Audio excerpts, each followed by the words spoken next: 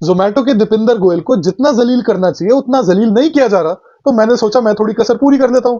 अभी रिसेंटली इसके delivery boys ने 25 दिसंबर और 31 दिसंबर को स्ट्राइक ऑर्गेनाइज किया था, और 31 दिसंबर के अगले ही दिन न्यू ईयर के ओकेजन पे दीपिंदर गोयल ये ट्वीट करता है, जिसको मैं आपको डिकोड करके बताता हूं कि इसकी इंटेंट क्या है इसके पीछे। मैंने अंडरलाइन कर दिया वर्ड्स। कह रहा है कि हम अनअफेक्टेड है, इन्हें कोई घंटा फर्क नहीं पड़ता, इतनी इंसेंसिटिव कंपनी है कि तुम स्ट्राइक पर जाओ, जो मर्जी कराओ, अपनी ऐसी करो, हमने तो रिकॉर्ड ऑर्डर्स डिलीवर करे हैं तुम्हारी स्ट्राइक के कॉल के बाद भी।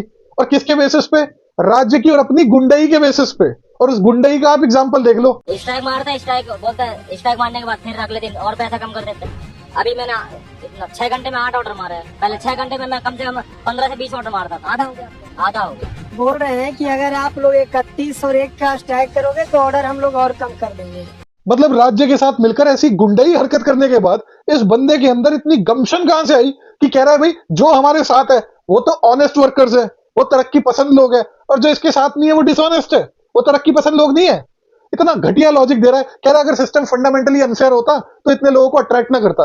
ये तो वही बात हो गई, अनलेस एंड अनटिल कोई वाइफ हस्बैंड डिवोर्स ना फाइल करे तो वो रिलेशनशिप अब्यूसिव हो ही नहीं सकती। ये क्या लॉजिक हुआ मेरे भाई? 50 कारण होते हैं लोगों के, भाई उनके पास कोई और ऑप्शन नहीं है तो वो तेरे साथ होके ऑन बोर्ड होके कर रहे हैं काम। इसका मतलब ये है कि वो कंसिडर करते हैं कि तेरे साथ काम जो कर रहे हैं वो फेयर बेसिस पे हो रहा है, उसमें कोई एक्सप्लॉयटेशन नहीं हो रही, कुछ नहीं हो रहा।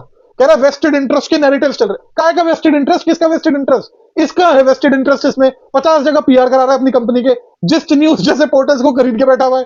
दुनिया भर का पैसा तो तुम्हारे पास है भाई प्रचार के लिए, हम जैसों का क्या वेस्टेड इंटरेस्ट है इसमें जो बोल रहे हैं इसके अगेंस्ट? हमारा कोई घर चल रहा है इससे या इसके वर्कर से? किससे नहीं चल रहा।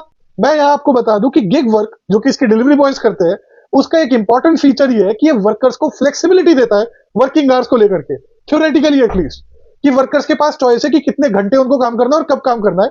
और एम्प्लॉयर्स को इन टर्न ये फ्लेक्सिबिलिटी मिलती है कि वो इन लोगों को एज इंडिपेंडेंट ट्रीट करे, जो कि जरूरी नहीं है कि ये लोग हो, और इन लोगों को मिनिमम भी ना कुछ प्रोवाइड करे। अब जो लोग वाकई में इंडिपेंडेंट है और गिग वर्क को देखते हैं सप्लीमेंट्री इनकम की तरह, उनको यूजुअली इससे कोई दिक्कत नहीं होती। लेकिन जिन लोगों का पूरा लाइवलीहुड ही इन पर डिपेंडेंट है, जो इसको इस फुल टाइम वर्क करते हैं, वहां पर इश्यूज अराइज होने चालू हो जाते हैं, क्योंकि गिग वर्क बहुत ही ज्यादा प्रिकेरियस होता है। कोई जॉब सिक्योरिटी नहीं है, कोई सोशल सिक्योरिटी सेफ्टी नेट नहीं है, वगैरह वगैरह, जो कि इस केस में एग्जैक्टली ट्रू नहीं है बाय द वे। अब जैसे कुणाल कामरा कह रहा है कि इनके पास कोई सोशल सिक्योरिटी सेफ्टी नेट नहीं होता, मिनिमम वेज नहीं होती। सबसे पहली बात तो जोमेटो के जो गिग वर्कर्स है, डिलीवरी बॉयज है, मिनिमम वेज से ऊपर ही काम कर रहे हैं। और जहां तक सोशल सिक्योरिटी सेफ्टी नेट की बात है, दीपिंदर का कहना है कि भाई वो मेडिकल और लाइफ इंश्योरेंस कराकर देता है, और जो रिसेंटली लेबर लॉज भी पास हुए उसमें भी सोशल सिक्योरिटी की प्रोविजन है गिग वर्कर्स के लिए। पर इसका मतलब ये नहीं है कि वर्कर्स ऑर्गेनाइज करके कलेक्टिव बार्गेनिंग से अपनी टर्म्स को इंप्रूव कराने की मांग ना करे और उनको गुंडाई से दबा दिया जाए। अरे भाई अगर मेरी 60 से 70 हजार भी मंथली सैलरी है, इसका मतलब क्या मेरे पास अधिकार नहीं है बिना गुंडाई के कि मैं ऑर्गेनाइज होकर अपनी कलेक्टिव बार्गेनिंग इंप्रूव कर सकूं, अपनी वर्क प्लेस की कंडीशन को बेटर करा सकूं, या फिर अपनी वर्किंग कंडीशंस को बेटर करा सकूं? भाई यूएस वाले रोते हैं आज के टाइम पर, उनके जो इकोनॉमिस्ट है, कि कैसे 1970s में यूनियंस 300 स्ट्राइक एनुअली करते थे, लेकिन उनको दबा दिया गया, कुचला दिया गया, जिसकी वजह से यूनियन के लॉस की वजह से जो उनकी मैन्युफैक्चरिंग जॉब्स एक टाइम पर एस्पिरेशनल हुआ करती थी, उनका वेज प्रीमियम ही लूज हो गया, क्योंकि कलेक्टिव बार्गेनिंग ही नहीं हो पा रही यूनियन की वजह से। यूनियन है ही नहीं अब उनका, और अगर है तो वीक है, वो स्ट्राइक नहीं कर पाता। और बाय द वे ये जो आर्ग्यूमेंट दिया करते थे कैपिटलिस्ट लोग कि भाई वर्कर्स को तो फिक्स सैलरी मिलती है, हम तो रिस्क टेकर है, हमारे तो फॉर्च्यून्स ऊपर नीचे होते रहते हैं बिजनेस के हिसाब से, पर वर्कर्स को तो फिक्स सैलरी मिलती है, हम रिस्क टेकर है, इसलिए हमारे रिवॉर्ड्स जस्टिफाइड है। तो भाई साहब अब तो गिग वर्क भी, आपकी अगर सेल ऊपर होती है डाउन होती है, उसके हिसाब से उनका काम ऊपर नीचे होता है, तो रिस्क तो वो भी बियर कर रहे हैं।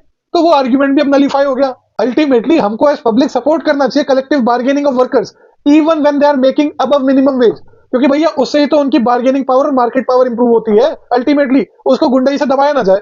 और बाय द वे जितना भी प्रोग्रेस होता है ना इस एरिना में, हमेशा आप देख लेना कभी भी कैपिटलिस्ट एनलाइटनमेंट से नहीं होता। आप कभी बोलो एग्जिस्टिंग वर्किंग कंडीशंस का क्रिटिक करो और कहो इससे थोड़ा बेटर होना चाहिए, अल्टीमेटली आपके पास सारे चाटुकार आ जाएंगे और बोलेंगे ये देखो ये कौमी है, ये एंटी वर्कर है, तुम्हें इतना तो मिल रहा है एटलीस्ट, अनग्रेटफुल स्कम्स। वो तो एक्टिविज्म से जब प्रेशर बढ़ता रहता है इन लोगों पे, बढ़ता रहता है, तब ये लोग फोर्स हो जाते हैं कुछ कंसेशन देने के लिए, और वही इंप्रूवमेंट होती है वर्कर्स की। तो आई गेस हम सबको कलेक्टिवाइज होकर प्रेस करते रहना चाहिए, जिससे और ज्यादा कंसेशंस मिलते रहे और वर्कर्स की और ज्यादा पावर इंप्रूव होती रहे, क्योंकि अपनी इच्छा से ये लोग कभी भी नहीं करने के इनकी वर्किंग कंडीशंस इंप्रूव।